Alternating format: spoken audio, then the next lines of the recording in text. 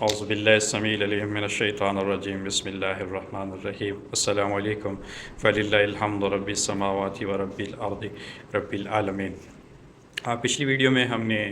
بات کی تھی نفاق کی اور منافق کی۔ ہم نے اس کو ڈیفائن کیا تھا، جس میں ہم نے یہ دیکھا تھا کہ جس انسان کے ظاہر اور باطن کے اندر کنٹرڈکشن یعنی تضاد آ جائے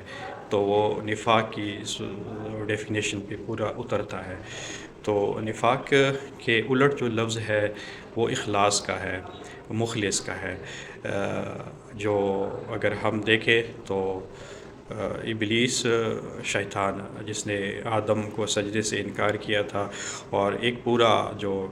یہ ایک واقعہ ہے وہ سورۃ حجر کی 32 آیات سے لے کے 40 آیات تک قرآن میں اس واقعے کا ذکر ہے۔ اور 40 آیات میں شیطان جو ہے وہ ایک بہت بڑی اسٹیٹمنٹ دیتا ہے کہ کہتا ہے کہ تیرے ایسے بندے، اللہ تعالیٰ سے کہہ رہا ہے کہ وہ بندے جو الا عبادک منہم مخلصین، جو تیرے اخلاص والے بندے ہوں گے، ان کے علاوہ میں تیرے سارے بندوں کو ٹریپ کرنے کی کوشش کروں گا۔ بلکہ وہاں پہ لفظ اغوائتنی کا استعمال ہوا، یعنی اغوا کرنے کا۔ یہ پورا واقعہ جو ہے اگر آپ سورۃ حجر کی 32 آیات سے لے کے 40 آیات تک کو اسٹڈی کریں، یہاں پہ شیطان جو ہے وہ اللہ تعالیٰ کے ساتھ پورا مکالمہ کرتا ہے۔ کس صورت میں؟ جب اسے کہا جا رہا ہے کہ کس بیس پہ، کس بنیاد کی وجہ سے شیطان کو کہا جا رہا ہے کہ آپ نے آدم کو سجدے سے انکار کیا، تو وہاں شیطان یہ اسٹیٹمنٹ دیتا ہے کہ میں ایسے بشر کو سجدہ کروں جس کی جو تخلیق کی گئی ہے وہ ایک ایسی مٹی سے تخلیق کی گئی ہے۔ جب 3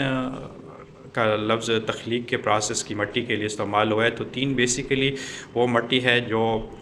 مٹی اور پانی کی امیزش جس میں شامل ہو جائے، یعنی پانی اور مٹی کا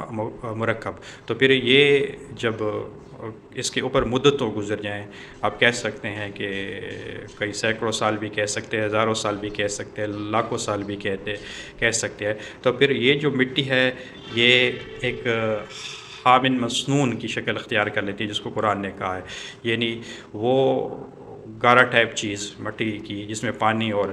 مٹی کے میزش ہو، مدتوں ساتھ پڑا رہے، اور پھر اس کے بعد جو وہ مٹی ہے وہ ایک ایسی شکل اختیار کر لیتی ہے جس سے کھنکھنانے کی آواز آتی ہے، جس کے لیے مطلب وہ لفظ استعمال ہوا ہے سلسالین، یعنی وہ مٹی جو ٹکرائے تو اس کے اندر سے آواز پیدا ہو جائے۔ تو کہتا ہے میں ایسی جو مٹی سے جس بشر کو خلق کیا گیا ہے میں اس کو سجدہ کیسے کر سکتا ہوں۔ اور وہاں پہ پھر وہ یہ اسٹیٹمنٹ ساتھ میں دیتا ہے کہ پھر مجھے مہلت چاہیے ایک وقت کے لیے کہ میں پھر آپ کے بندوں کو دنیا کی جو چمک دمک ہے، گلیمر ہے، اس کے ذریعے ٹریپ کروں اور پھر ان کو اغوا کروں۔ اغوائی تنی کا لفظ استعمال ہوا ہے، اور لیکن ساتھ میں اس سے بڑی وہ اسٹیٹمنٹ یہ دیتا ہے کہ ہر قسم کے بندے جو ہوں گے تیرے، ان کو تو میرا یہ داؤ کام آ جائے گا یا چل جائے گا، لیکن ایک بندے ایسے ہوں گے جو تیرے مخلص بندے ہوں گے، تیرے اخلاص والے بندے ہوں گے۔ تو جو لفظ ہم نے پہلے منافق یا منافقین یا نفاق کو دیکھا تھا، تو یہ اس کی الٹ ہے کہ اخلاص والے، اور اخلاص کا جو وہ ہے روٹ مادہ ہے اس لفظ کا، وہ خا لام صاد سے نکلا ہے، اور اس کا جو عربی میں بنیادی مفہوم ہے بالکل خالص چیز، جس کو ہم کھری چیز کہتے ہیں۔ جیسے کوئی چیز بالکل ملاوٹ سے پاک ہو، تو مطلب یہ ہے کہ اخلاص والے بندے کون سے بندے ہو سکتے ہیں؟ وہ جن کا ظاہر اور باطن، یعنی ان کے اندر کسی قسم کی کنٹرڈکشن نہ پائی جائے، جن کا ظاہر اور باطن دونوں سیم ہوں، یعنی ایک فریکوینسی کے اوپر ہوں، جس طرح کہ وہ ان کا باہر نظر آ رہا ہے اسی طرح ان کے جو باطن ہے وہ بھی اسی اس کے اوپر ہے، اسی حالت پہ ہے، یا اسی سیم